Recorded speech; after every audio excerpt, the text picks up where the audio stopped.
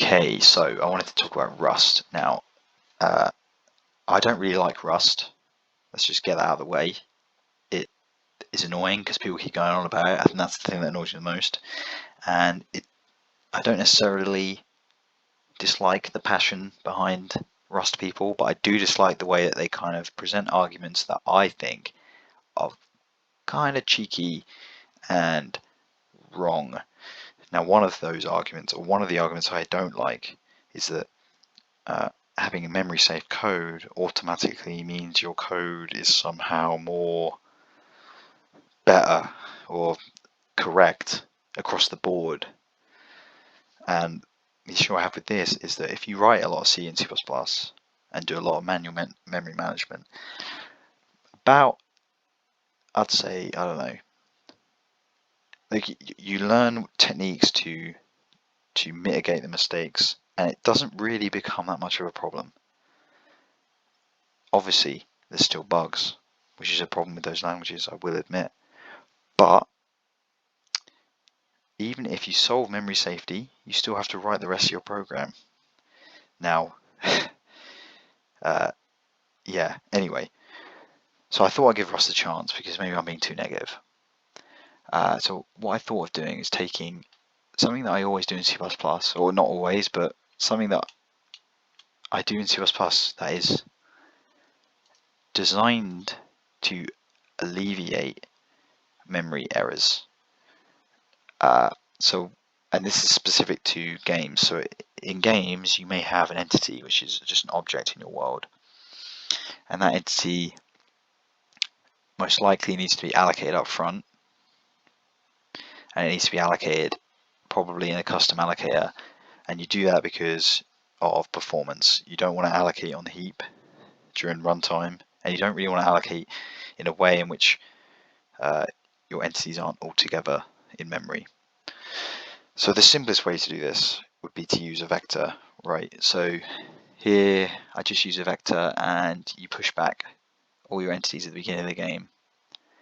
And then what you do is during the runtime you siphon off those entities as you need them, and you set the state of those entities to valid or invalid based on whether you need them anymore. And then what you do is you refer to those entities in your game with a handle or an index or an ID, because you don't want to store a pointer, because if you're storing them in a vector and the vector grows, all your pointers are invalid. So what you do is you store them in an ID.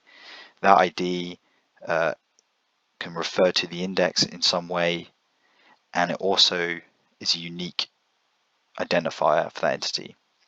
So what that means is, in this case, if you have an ID, assuming your ID is just an integer, if you have an ID to a friend of this entity, you allocate that friend, you assign the ID to this entity, then when you want to refer to that entity or refer to the friend via this entity, you just pass this ID to some function that returns you a pointer, right? And that pointer is now valid for essentially that frame, right? But you don't want to store that pointer, that would be a mistake. And the benefit of doing this is that when your friend dies or is killed or whatever, that ID is now invalid forever. So the next time that you pass ID to my friend to this get function, it's going to give you a null pointer or whatever, an invalid pointer. So you know now your friend, has vanished. The reason you do this is because, well, it's safe, memory safe, to a point, obviously, and it's pretty performant. So I thought I would take this code and I would do it in Rust, right? What is the idiomatic Rust way of doing something like this? Now I'm assuming that you have the same constraints, so you need the performance, so you need to do this kind of pre-allocation siphoning method. So I tried this I just wrote the equivalent in code in Rust, essentially exactly the same. Now the problem I had was with the friend entity ID pointer, right? I didn't want this to be an index, because if you do that, then you are not leveraging the borrow checker, because essentially you are doing things that the borrow checker can't.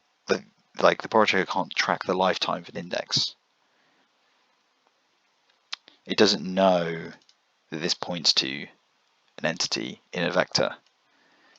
So there's no benefit in Rust to doing it this way, because I'm not using Rust's best feature. So I thought I must be doing something wrong. So I looked around online and I thought, how do I just reference or store a reference to a variable? And the suggestions were essentially to use smart pointers.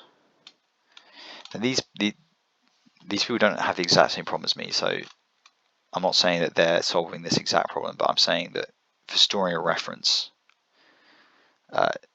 they suggest to use smart pointers, or one of the suggestions is to use smart pointers. And the problem with this is that, as far as I'm aware, these are reference counted smart pointers, so I don't want to store or point to data with a reference counted smart pointer, because then the lifetime of your data is tied to the entity. Like the entity will be kept alive, and then you can't use. I guess I don't understand how that would work. Like, it wouldn't work. You'd have to create some different way of doing it. Like, it wouldn't work with the way that I'm doing it here. That's a very poor explanation, but it just wouldn't work. So anyway, I scrolled down, and basically they suggest using an index, and I'm like, oh, well, no, I don't want to use an index. And then this guy says use an index as well. Use indices. And then there was some other post I saw that said use indices. So basically, the default idiomatic way is to use an index, circumventing the borrow checker, and now your code is not memory safe, really. I mean, it won't segfault, but you could still point to invalid, quote unquote, invalid memory. So what am I doing wrong? Rust fanboys, please, destroy me in the comments. Because I guess my other criticism as well is that the default seems incredibly complicated. Like the suggestion here is, right, yeah, use a reference counted smart pointer if your data is immutable. Otherwise, you need to create interior immutability. Like I'm coming to the language. I don't know what that is. I'm new. I just want a safe way to do this. And the default seems so damn complicated, I'm just going to go for the unsafe way. What do you think everyone's going to choose? Like, if you have these two options, what do you think everyone's going to choose? And it looks like everyone's choosing the index technique. And I'm wondering now,